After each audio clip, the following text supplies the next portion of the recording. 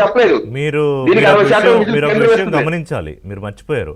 మీరు జగన్మోహన్ రెడ్డి గారు అధికారం పోయిన తర్వాత ఆయన కన్వీనియంట్గా లేదా మరి ఇంకో కారణం చాలా విషయాలు మర్చిపోతారు ఆయన.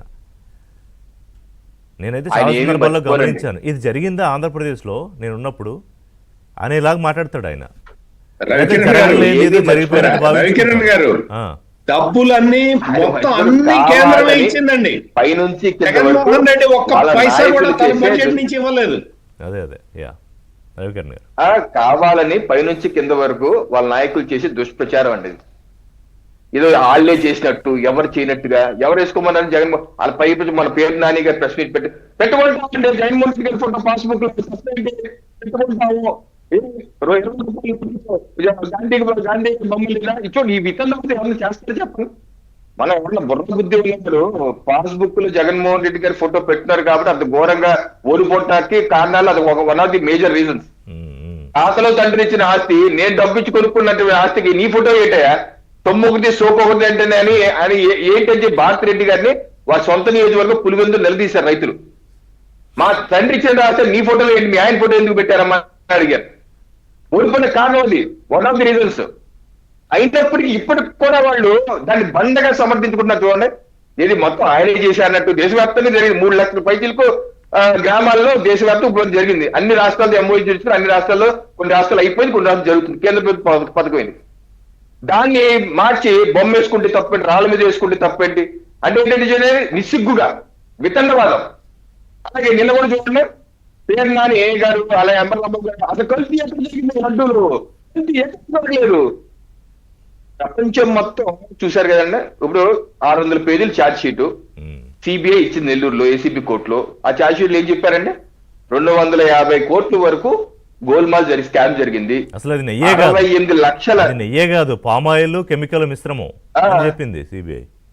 20 కోట్ల పైచీలకు లడ్డూల్లో ఆ హయాం 2019 నుంచి 2024 మధ్య జరిగిందో అది అంతా అసలు పాలే లేవు, పామాయిల్, ఈస్టర్ కెమికల్ ఎక్కడో నుంచి వస్తారని చెప్పి గూగుల్లో ఎవరైనా కొట్టి చూడండి, మీకు తెలిసిపోద్ది. నేను డీటెయిల్స్ లో వెళ్ళదు, హిందువుల మనోభావాలు దెబ్బతింటాయి కాబట్టి.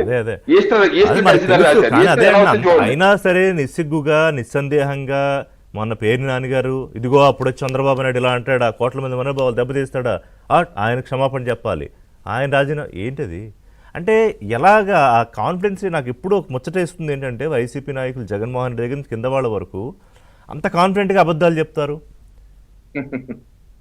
కింద పడిపోతున్నా సరే పై చేయి నాదే అని మొండిగా వాదించాడు వైసీపీ నేత అండి.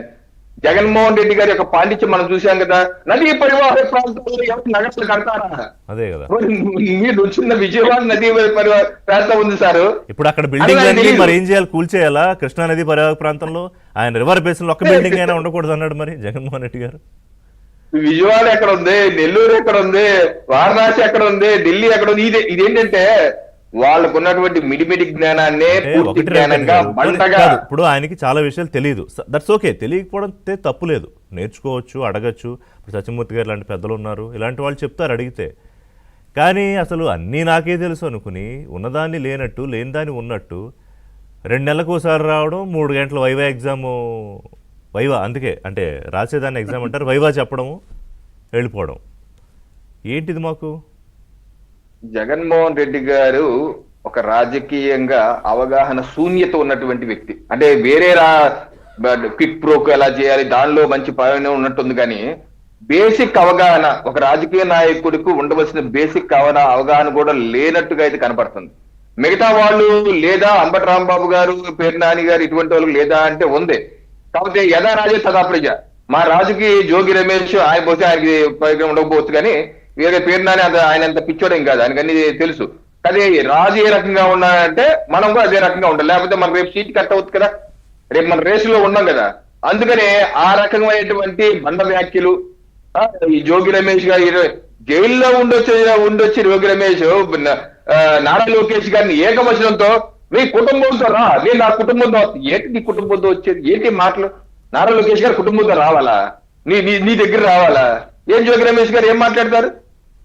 ఈ రకమైనటువంటి వ్యాఖ్యలు చేయటం అడ్డగోలు వ్యాఖ్య. అంటే ఏంటి? అడ్డగోలుగా ఎదురు చేయాలి రమేష్ గారు. అసలు లాజిక్ లేదు. Where logic ends YCP starts.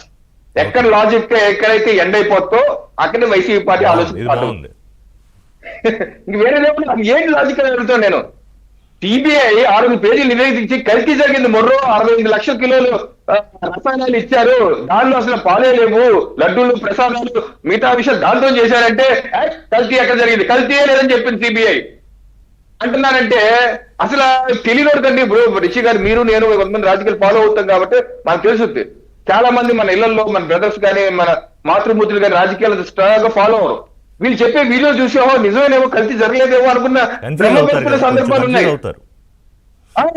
Confuse అవుతున్నారండి. అదే చేయటం వాళ్ళ ఉద్దేశం. వైసీపీ పార్టీ యొక్క ముఖ్య ఉద్దేశమే అది.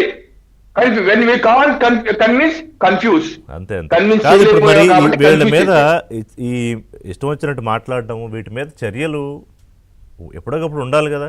అంటే మీరు, నేను సాహిబ్ గారిని కూడా అడుగుతాను, కూటమి ప్రభుత్వం వేచి చూసే ధోరణి అవలంబిస్తోందా మీ మంచి ప్రభుత్వం? అంటే చర్యలు అయితే జరుగుతున్నాయండి. ప్రతిదానికి మరి చర్యలు తీసుకుంటే ఏమవుతే ఏంటో కళ్ళెం అయితే పడాలి.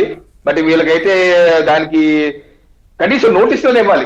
కింది స్థాయిలో రెచ్చిపోయే వాళ్ళకి కొంచెం భయం మొదలైనట్టుంది. ఈ మధ్య పోలీసులు కాస్త రోడ్ల మీద బేర్ ఫుట్ తో నడిపిస్తున్నారు, బాగానే కొన్ని చేస్తున్నారు. కానీ ఇంకా ఈ ద్వితీయ శ్రేణి తృతీయ శ్రేణి నాయకత్వాల్లో మాత్రం గట్టిగానే ఉంది. ఇంకా వాళ్లే అధికారంలో ఉన్నారు, కొంతమంది భ్రమంలో ఉన్నారు అనుకోండి, వేరే విషయం. సమాజంలో ఎప్పుడు కొంత శాతం అరాచక శక్తులు ఉంటారండి, తప్పనిసరిగా ఉంటారు. ఎందుకంటే అందరు మనుషులు ఒక రకంగా ఉంటారు, ఆలోచన విధానం ఉంటది. కాకపోతే ఆ అరాచక శక్తులు ఎప్పుడు పేటరేగిపోతాయంటే మనకు అండగా ఒక పెద్ద నాయకుడు ఉన్నాడు, ఇది అర్ధ అంగ అన్ని బలాలు ఉన్నటువంటి నాయకుడు ఉన్నాడంటే ఇంకా రెచ్చిపోతారు. ఇప్పుడు వారికి జగన్మోహన్ రెడ్డి రూపంలో ఒక అండ దొరికింది. ముందు సెట్ చేయాల్సింది అక్కడ బ్యాచ్ కి. అవునండి, అక్కడ సెట్ చేసి ఒక విషయం అసలు కనీసం నోటీస్ ఇచ్చి మీరు ఎందుకని ఏ ఆధారాలతో మీరు చెప్పగలిగారు అన్నది కూడా అడగలేని పరిస్థితి. అలా అడగకపోతే మాత్రం వీళ్ళు రెచ్చిపోయే పరిస్థితి ఉందండి. కరెక్ట్, అది మాత్రం అడగాలి. ఒక బ్రేక్ తీసుకుందాం. బ్రేక్